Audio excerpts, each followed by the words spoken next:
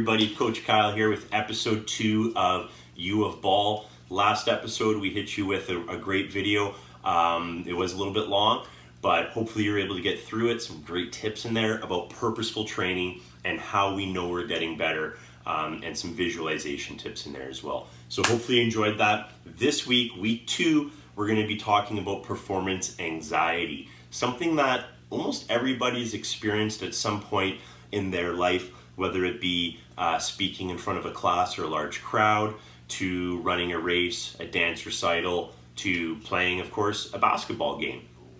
So we want to talk about what is performance anxiety, what's happening in the body when we're experiencing that. We're going to talk about a few ways where we can limit that as well with some purposeful preparation. We'll give you a couple tips of what to do during competition to remain present, and we'll talk about some activities to do after competition to reflect and then move forward freely for the next competition. So stay tuned. We've got some great stuff for you. Please, if you do like this stuff, like it, share it, comment on it. Let me know if it speaks to you. Let us know if you've got something that maybe we neglected to talk about. So again, thanks for the support. Enjoy. So let's talk about what is performance anxiety. So let's start with the anxiety portion. And this is a physiological response. It's a response that happens in our body that we can experience physically. We feel the effects to it. Heightened heart rate, tunnel vision, tightness of the muscles, okay? Butterflies in the stomach.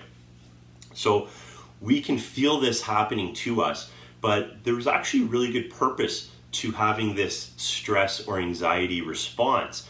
And it goes back thousands of years, and it's part of our evolutionary history.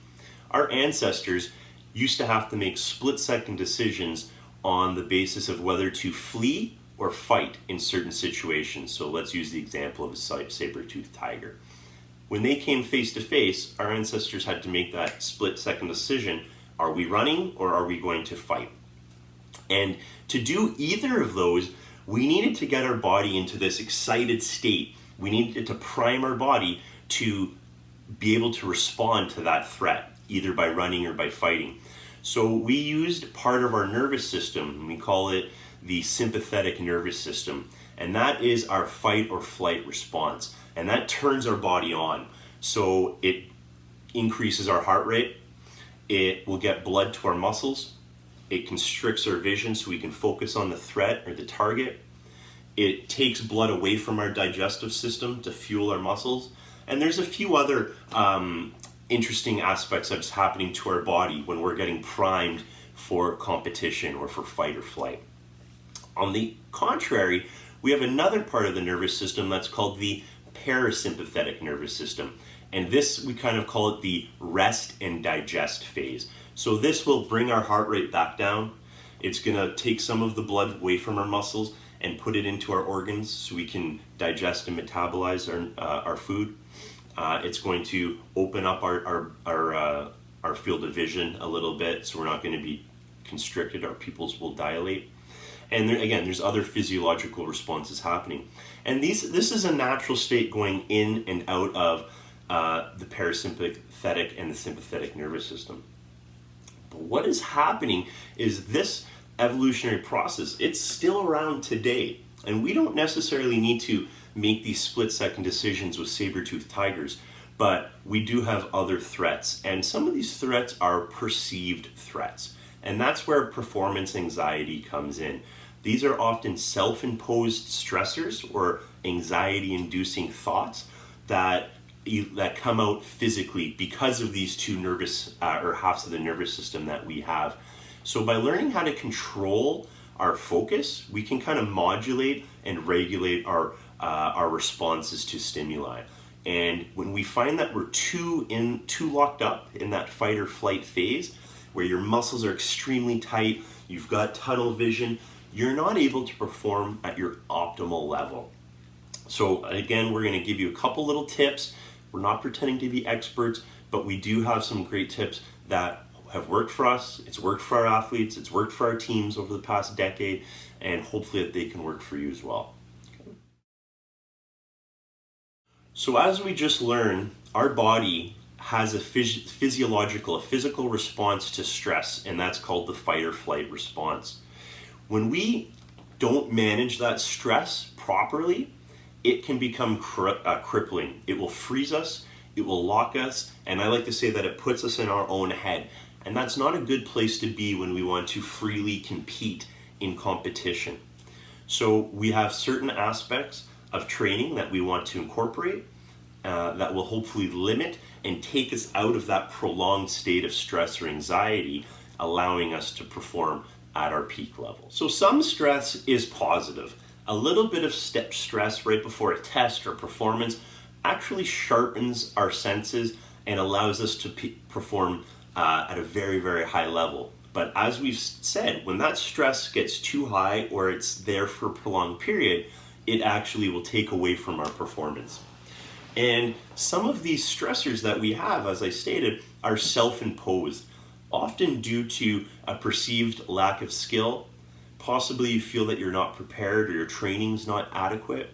Maybe you're dealing with a little bit of an injury and you know that it's there and it's in the back of your head thinking, oh, I can't push off of that left ankle, or my hamstring's pulled on that one side. Those are all factors that will limit you in your performance and possibly add to performance anxiety.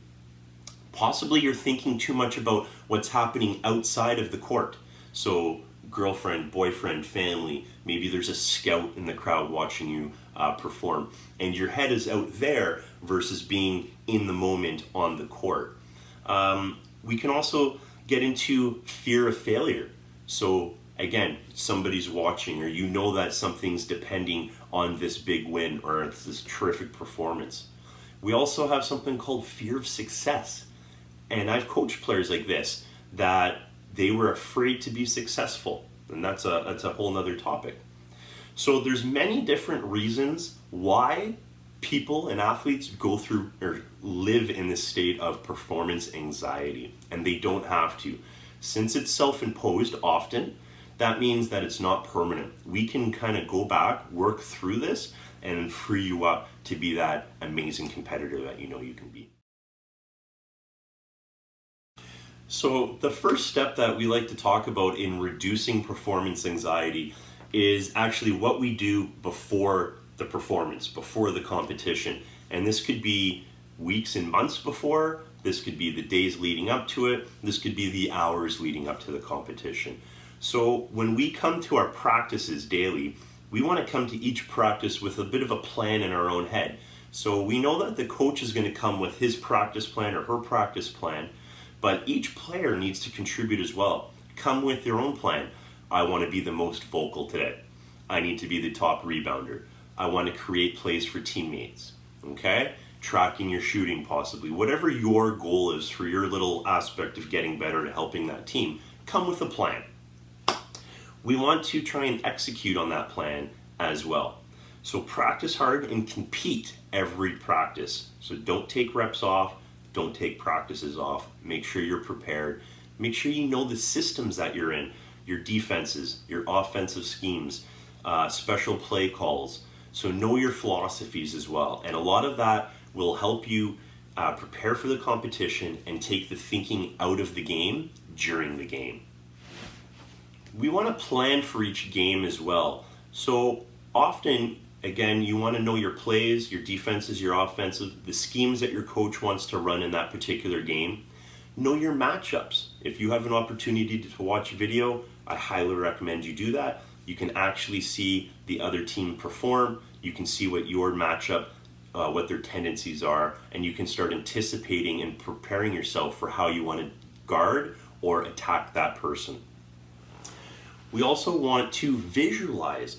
Again, we talked about that last video. Visualization and seeing yourself and feeling yourself be successful is amazing at reducing anxiety when it comes to actual competition, because you've already seen yourself be successful, you've felt yourself be successful, and you've already played that game in your mind's eye. You know what's going to happen. You'll actually experience the game slowing down for you as you visualize more and more and prepare with purpose for each competition.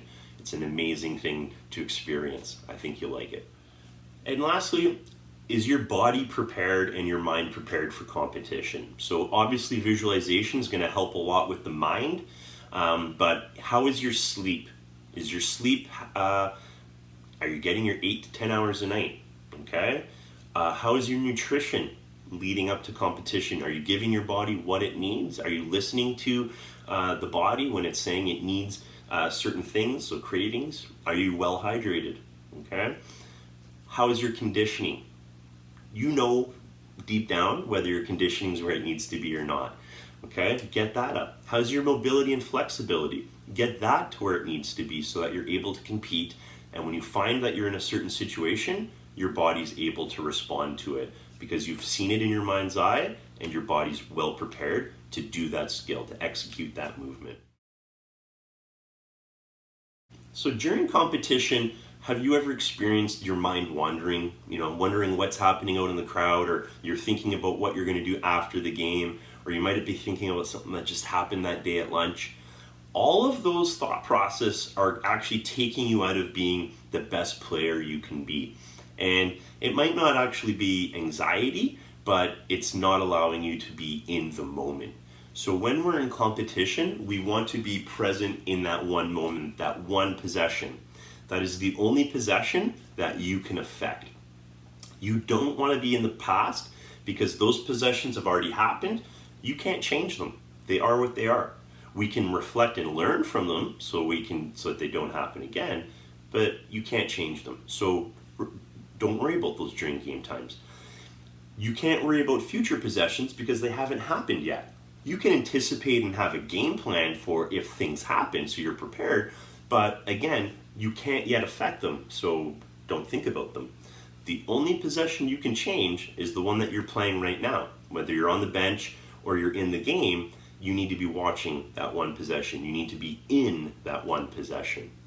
So we want to be in the moment and we want to be present for each possession because each possession matters, and that's kind of how we need to cherish our 90-some possessions that we might get in a basketball game.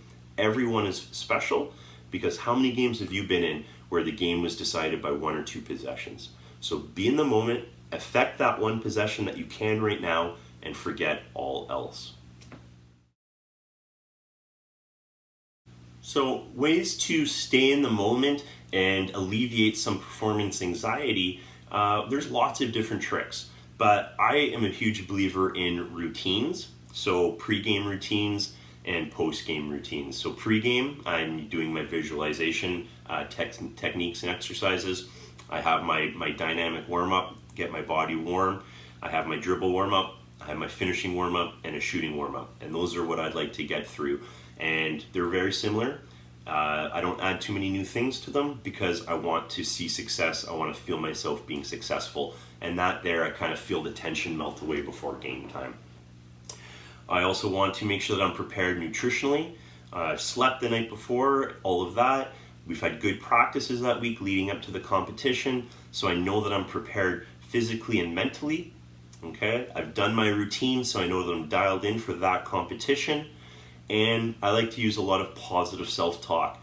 I am always reaffirming my successes, so the whole dribble warm-up, shooting warm-up, finishing warm-up, I'm hyping myself up if that's what I need. Or I need to calm myself down if that's what I need, if I'm too hyped, okay? And a lot of that, it comes back to the 2 nervous systems or the halves that we have, and knowing how to elicit which response I want through possibly breathing techniques, visualization, and just getting hyped with teammates, right? Use your teammates sometimes as well to elevate your mood if you're feeling flat before a competition. So we want to stay in the moment by doing things that are going to allow us to not worry and not have anxiety because we know we're prepared. So we're not thinking about other aspects of the game or our own skill because we know we're there. We are at 100%. We also want to have possible verbal or mental cues if we feel that we are drifting away from the game plan or from what we want to be achieving. What is your code word? What's your phrase that will bring you back to the moment? Do you pinch yourself? Do you snap an elastic? We've seen all of this done in the NBA over the years. But you need to have something that's personal to you, that's effective for you, that will snap you back and say, I'm in a possession right now. I need to cherish this possession. When I am able to come into a competition knowing that I'm fully prepared physically and mentally, I've followed my routines, they're all executed well, I'm reaffirming successes, I'm clearing my failures or misses, and I'm using a lot of positive self-talk to get myself in that zone or the flow space where the game is coming to me. And I've talked about it briefly earlier, where you'll feel the game slowing down for you. Well, that's because you're prepared, you know your body's ready to execute on demand, and you visualize, you can anticipate things happening around you, and you can see the game plan as it's flowing. And this is what Michael Jordan talks about, as being in the zone. And he's said after the game, he often doesn't remember the basketball game. He would have to watch game tape. And that's because he was just so in that moment that he was just reacting to what is happening. He's reading and reacting. And I've been in that as a coach myself, and it's a unique experience where everyone's asking about the game and you're like, I don't know, I don't know. And you'd have to go and watch game tape and you're like, I don't remember that happening. But it is because you're so in that moment, okay? And it's an amazing experience to have. And you're chasing that every performance, okay? So we want to keep chasing that performance where we're loose, where the game is just flowing to you. When you're in the zone, your muscle memory takes over. So all of those perfect reps that you've been practicing with your purposeful practice from last video, that is ingraining the new way that your body will move in certain situations when you say, do a jump shot. That is your muscle memory. It's like the saying, ride a bike, you'll get right back on. You don't forget how to ride a bike. And that's muscle memory, okay? And your body will revert back to those pathways when you're in competition. And your body can do these activities without you actually thinking about them. So when we are in a stress-free state, or very minimal stress, we're prepared, and we know that we're ready for all of these competitions and situations, we allow our bodies to just react. And it's that muscle memory, those perfect, precise movements that we've ingrained, and they will continue to happen. And that's now freeing your mind up for the higher aspects of the game. So your matchups, your plan, your strategies, okay? And again, you're gonna see your performance go from here up to here when you're able to flow in the zone because you're prepared, you're stress-free, and you're just allowing the body to react with those perfect movements that you've been practicing. So before games, we want to make sure that we're prepared in every aspect that we can. During the games, we want to be in the moment, in that one single possession, and we've talked about why we don't want to be in past or future possessions. We've talked briefly about ways to bring yourself back to that moment, and that's unique for everybody. Feel free to do more research on that. Now we want to talk about what we're doing after competition. So obviously we want to be refueling our body as elite athletes. We want to be hydrating, and we should very much be doing cool down stretches, and this is often overlooked. Very valuable time to actually enhance your flexibility and mobility. While I'm doing that, connecting my mind to my body, which is a great practice again for an elite athlete, and I reflect that little bit on the game that I recall after the competition. So I want to learn from any mistakes or errors that I might have made. I'm not dwelling on them, I'm not critical of them, but I'm analytical. So quick analysis, I should have probably done that, and then move on. If it was something that you know you did well, reaffirm it, congratulate yourself, and then move on for the next competition. So make sure that you're reflecting, you're analyzing, and then you're preparing, you're getting ready for that next competition. We want to flush the lactic acid. There's lots of different ways of doing this. We've got some amazing therapists around town that are specialists in recovery. Reach out to them. Cold tubs, massage, TENS machine. There's all kinds of different things that are going on. So definitely reach out. So finishing, we want to just talk about a couple ways to develop these skills before, during, and after competition to reduce anxiety and to dial us in to the peak performance that we want to be at. So we need to create our routines. Those should be unique to you. Routines that you feel successful in, that are appropriate for your skill set and your play during game time. If you are a big that never gets to see the 3-point line, probably wouldn't be incorporating 3-point shooting into my pregame warm-up. I would spend a lot more time within 15 feet to the rim and back to the rim. If you're a guard that is a facilitator, you don't get into the key very, very much, maybe you're a 3-point specialist, again, you want to dial up your skills for that game and see yourself being successful, feel yourself being successful. Pair it with positive self-talk, reaffirm successes, get rid of failures. Visualize your success, feel your success again. Do your homework before the game, know your schemes, know your matchups. During the game, stay present. Dial yourself back down if you're too excited. Turn yourself up if you're not excited enough. Find ways to do that and live in that one moment, not prior, not after. You cannot change those times. And then reflect on your competition while you're preparing your body for the next one. Okay? So it takes practice, not hard stuff, a little bit of time. And that is often the part that athletes won't commit to, the time. Make the time, don't find the time. This stuff is good stuff if you choose to use it. So good luck. Can't wait to see you out on the court. Hopefully you use this, free yourself, perform in the zone, and be the best player you can.